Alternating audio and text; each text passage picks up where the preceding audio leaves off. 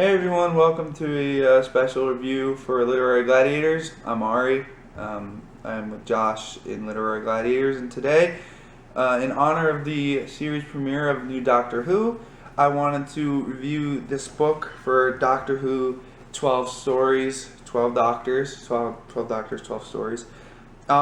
This book has a 12 short stories, one for each Doctor, excluding the War Doctor, and each author wrote a short story. So you've got like Eoin Colfer, he did Artemis Fowl. You've got Neil Gaiman. Neil Gaiman's very famous. I've actually met him, so that's cool.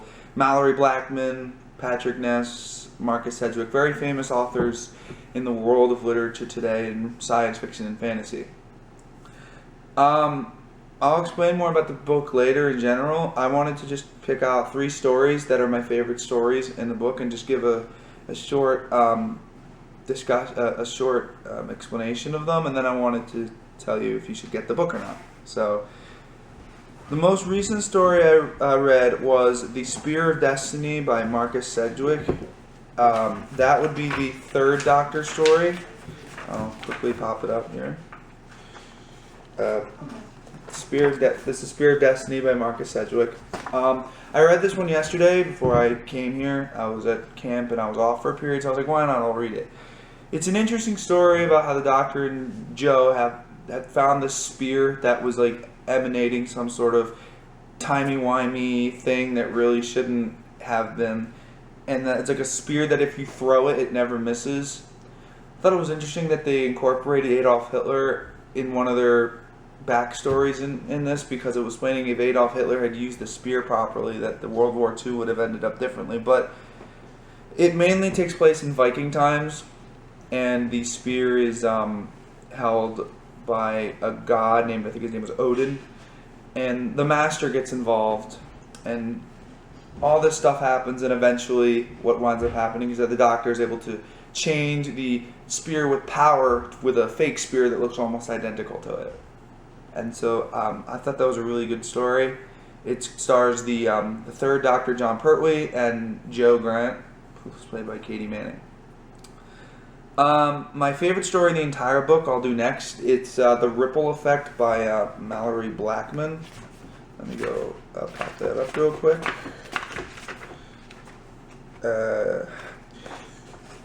So this is the 7th Doctor story, The Ripple Effect by Malorie Blackman. And this one's interesting because it's another one of those time stories where 2 things are happening at once and it causes a problem.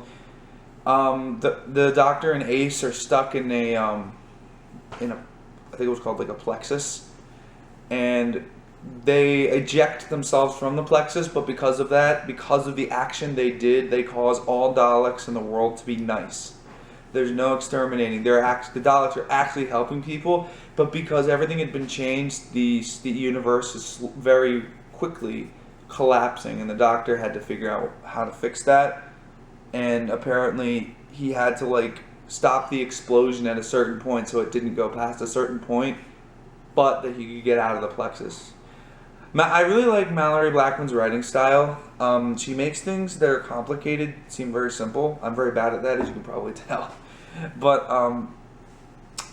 it was a good story. And then finally, my other favorite story in here is by Charlie Higson. It was called The Beast of Babylon.